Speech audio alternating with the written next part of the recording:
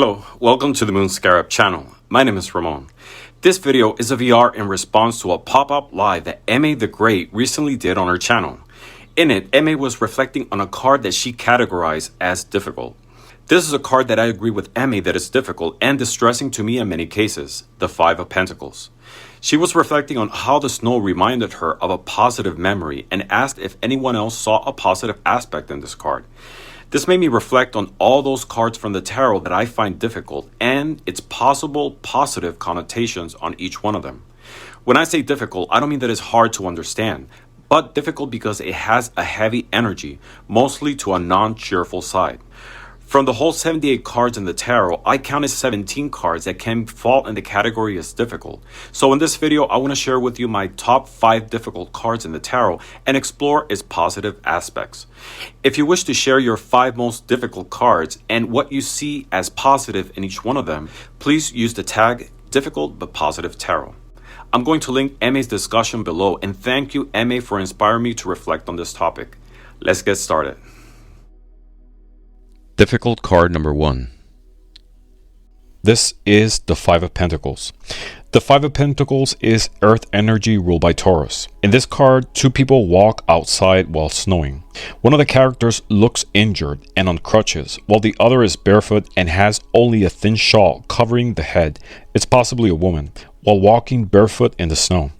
There is a black wall in the background with a stained glass window featuring 5 pentacles, suggesting an institution of some kind, possibly a church.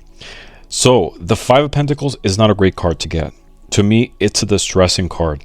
I see different levels of suffering, like hardship, sickness, poverty, and general struggle. This card can also be a sign of material and economic setbacks and can represent rejection or lack of acceptance. The Five of Pentacles relates to material lack, but it also has a spiritual side and a big impact at an emotional level. However, I see several positive aspects in this card. Let's number them. 1. In spite of the physical challenges, the snow, the crutches, the discomfort, they move forward. They don't just lay there to die. They move ahead. They try, they keep going, they use their discomfort as a momentum to go ahead. They're not victims of the circumstances. They try to overcome them in the best way they can. Second, I also see the help is accessible. We don't know if they're going to that place with the stained glass or just passing by. But for every measure of struggle, there is a greater measure of help available. We have to move on. Find any resources at hand and keep going. 3. I see unity also. We don't know if they're a couple or friends, but they're going through these circumstances together. They are their own community. They support each other. In fact, if you see one of them is on crutches, but the other keeps the pace to be together. So I see support and a great bond of togetherness in spite of the hard times. So the positive overall message is you don't have to be a victim. You have support. There's help always available. All you have to do is move forward if you want to prevail. Difficult card number 2. The Tower.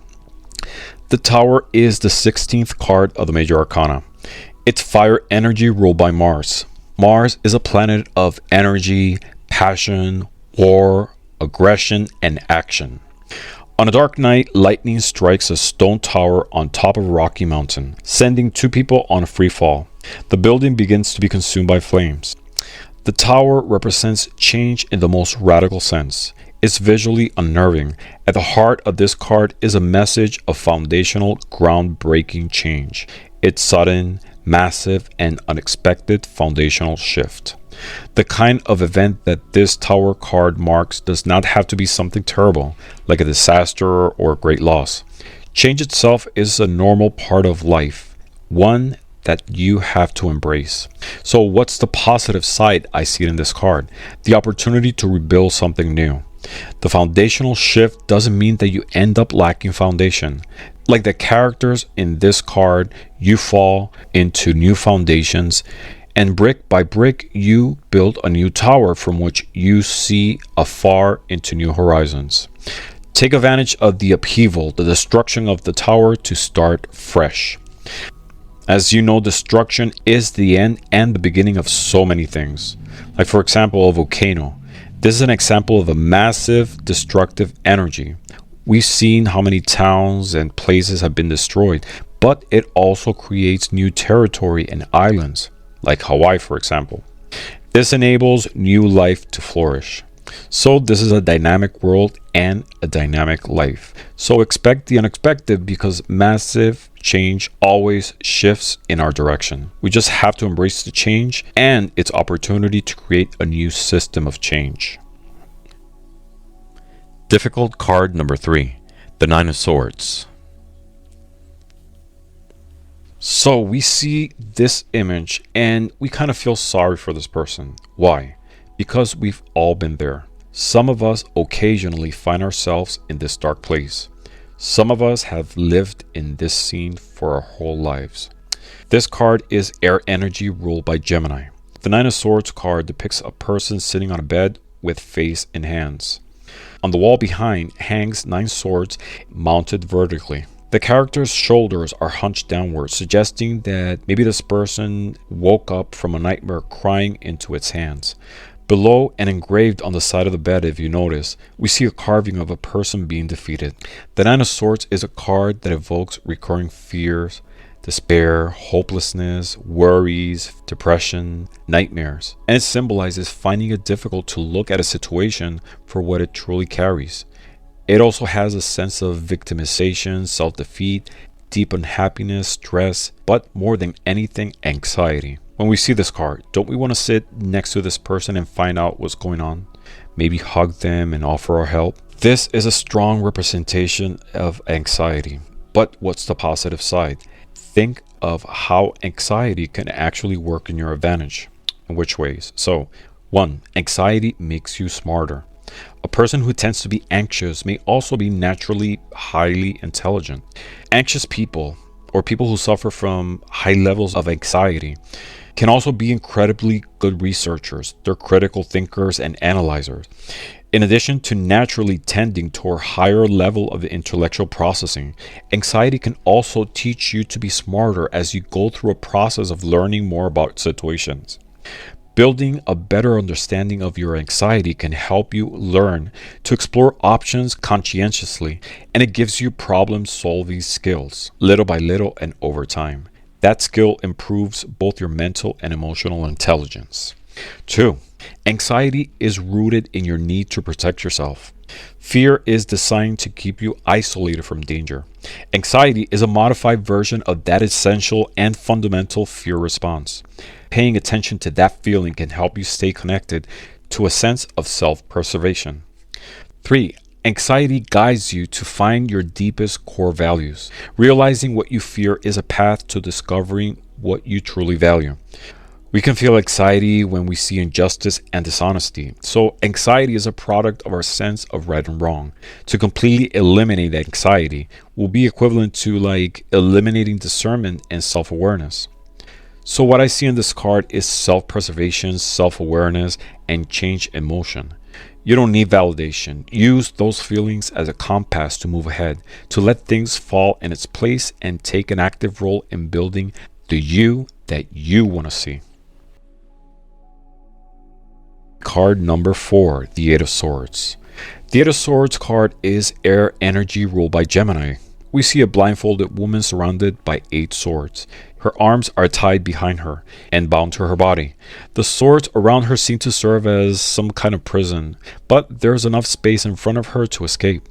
It seems as if she is too focused on the restraints behind, leaving her unable to see that there is a way out. The Eight of Swords suggests a feeling of being stuck in a repeated cycle or feeling bound by outside forces. Sometimes we feel restricted and trapped and backed into a corner by our own circumstances. Sometimes we feel lost, confused, and with a feeling of no opportunities for help or relief. It might feel like being in an impossible situation. I see this card as the little sibling of the Hangman. What are the similarities? 1. There's physical restraint. Both characters are bound. They are forced, by their own choice or not, to stay still. 2. There's some type of alteration to physical vision capabilities. One is blindfolded while the other is looking upside down. And this alteration creates a shift to introspection, to meditation, to find your way inwards and rely on your mind and instincts in moments of distortion. 3. What's apparent to here is that both characters need to keep a level of their body in balance to maintain stability. And this stability balances them internally and externally to be able to withstand the present moment. While being stuck in a place or a situation feels difficult, it's also an opportunity to understand more about yourself in light of an issue. So how does being stuck enables your growth? It forces you to pause, to step back, and reflect on what you really want, on your fears, or on your preconceived notion of the world and about yourself, and gives you a new perspective of things. It also gives you time and space to let an underlying issue emerge, so you can see the whole picture of the situation. Also, being stuck lets you rest and recharge your energies. And it also gives you an opportunity to receive the help and assistance that you need. To grow and move forward, open your mind. The reason for being apparently stuck becomes clear in time. And this happens when you actually stop thinking that you're stuck. So the essence of this card is life is a series of trials. Life is not peaceful or without challenging influences, but you can make each problem easier by keeping a new perspective every time with stability, but look at things through different angles. You're not a victim. Don't surrender your power, allowing yourself to become trapped and limited in some way. Take back your power and personal accountability and open your spiritual eyes to the options in front of you. You do have choices. You are not powerless. All right, last card. Card number 5, the Three of Swords. So the depiction of the Three of Swords tarot card is simple, but it's powerful too. It illustrates a floating heart pierced by 3 swords. These swords come from different directions, and in the background we see gray clouds and a heavy downpour of rain. The Three of Swords is air energy ruled by Libra. A heart pierced by 3 swords could represent pain inflicted by circumstances like words, action, or intent on the emotional and possibly the physical self. It signals a feeling of deep hurt and disappointment. An emotional wound is a difficult, traumatizing, and a negative set of experiences that cause you mental and psychological pain. These events are often unexpected and come out of the blue, making them even more painful. The dark clouds on the background mirrors this pain, but offers the hope that just like the storm clouds will disappear, so too will the pain and hurt you're experiencing. The Three of Swords comes as a reminder that pain, sorrow, and grief are a basic and essential, necessary part of each one of our lives. So the positive I see in this card is resilience and strength. Without pain, we can never experience the challenges we need to grow, the motivation to go on, and the life lessons that makes us stronger and develop ourselves as a person. In life, swords fly in all directions at all times, and sometimes our heart gets caught in the crossfire of life.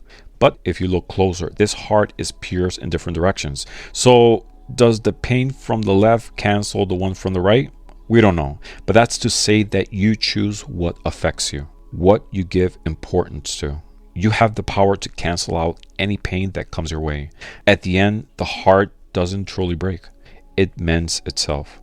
We all carry in our hearts the scars of all kinds of pain, but we're still here. Our hearts are still beating. And as long as they beat and we're alive, there's always hope. There's always an opportunity to heal from any type of pain. So these are my 5 picks and what I see as the positive underlying messages. If you want to share yours, I will love to hear them. I'm very intrigued to hear your choices. Thank you very much for watching, and as always, blessings to all. If you liked this video, please give us a thumbs up, leave us a comment, and share it with someone who might benefit from it. And click the subscribe button for more future videos about tarot, divination, and other esoteric topics.